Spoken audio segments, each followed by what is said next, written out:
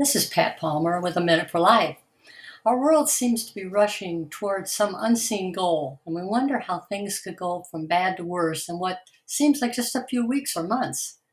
We get tunnel vision and fret and worry over the newest horrific event that hits the news cycle. In times like that, we need to step back and look at the big picture. Sometimes we need to look back many decades to find when that first spark began, before it became an out of control forest fire decades later.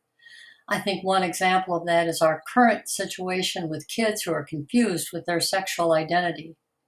For those of us old enough to experience when the first spark was ignited, I invite you to go back with me to World War II. When the men were called off to war, many were gone for several years, and women were needed to enter the workplace to manufacture material for the war front and to just keep the economy moving forward. When the men returned home, a lot of women decided to stay in the workplace and enjoyed making decisions about how the money would be spent. They felt empowered. During the decade of the 50s, the majority of women remained at home taking care of their families, but a fair amount remained in the dual roles of wage earner and housewife.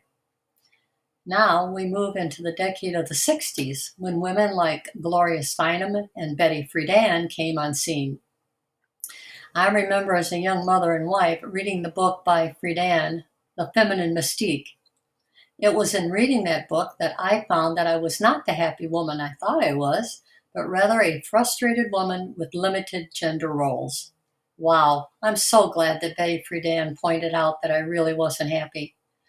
So all the women who started believing that message suddenly were no longer happy and felt frustrated and decided that they should step out into the wonderful world of being a career woman, while at the same time trying to be a good mother and a wife, trying to be everything to everyone. In other words, supermom.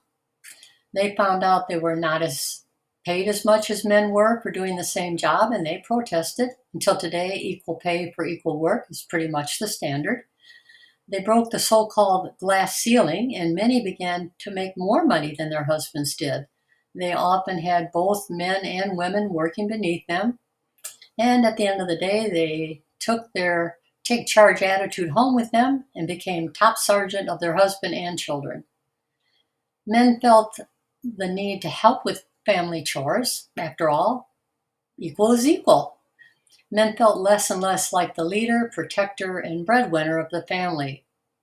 Even the media began to change the look of the family from sitcoms like Father Knows Best to sitcoms that portrayed the father as a bumbling, inept, weak shadow of a man, needing his wife to lean on and becoming a couch potato in front of the TV, and whose kids made fun of him and basically just disrespected him. Professional young working women often had to choose between watching their baby's first steps and rising up the ladder at work. And now Betty Friedan's prophecy about being a frustrated woman came true. They were tired, worn out, frustrated, and angry at everybody instead of the promised liberated, powerful, fulfilled superwoman that Betty Friedan said they would be. The modern male was caught between his natural protective instincts in dealing with women and what he felt was their desire to be treated like soft men. Did you know that the average testosterone level in men has dropped by 50% in the past 2 decades? What drives a man to be a man? What makes men want to lead, to take risks, to protect and defend the family, even unto death, to be able to fight a war to protect their homeland? Testosterone. I believe that the cause of the decline is that society has robbed them of their God-given role. Here's where I'll stick my neck out. God created men and women equal. Both are equally intelligent and capable. Equal, yes, but with differing roles. They are beautifully complementary to each other. Together, they are better and more fruitful than apart. Together, they create children who discover what it means to be a male or female. They provide a model of what God meant for the family to be. There can be a time in life for women to pursue her own interests, but not when she has a very young family. Now we are in the home stretch of the 21st century, and we have boys who see more of the hunter-provider in their moms than in their dad, and girls who see a softer, more feminine side in their dads. Talk about confusion. No wonder some think they were born with the wrong genitals. If there are any men listening to me now, please, I beg you to hear this. America needs a few good men. Our families need a few good men. Get off the couch, shut the TV off, and go to the gym and sweat a little. Spend time with other men who desire to be and do what God intended for you. There are many women who are praying for you. You don't have to be authoritarian to be the leader of the family. A real man cherishes his family and would lay down his life for them. You're the only one who can save your family and our country. You will receive the respect and honor of your wife and children that you deserve.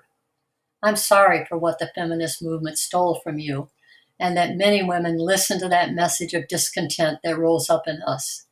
We left that choice role God gave us, and we have all suffered the consequences. Dr. Ed Cole, founder of the Christian Men's Network, says being a male is a matter of birth. Being a man is a matter of choice. God give us our men back. Think about it.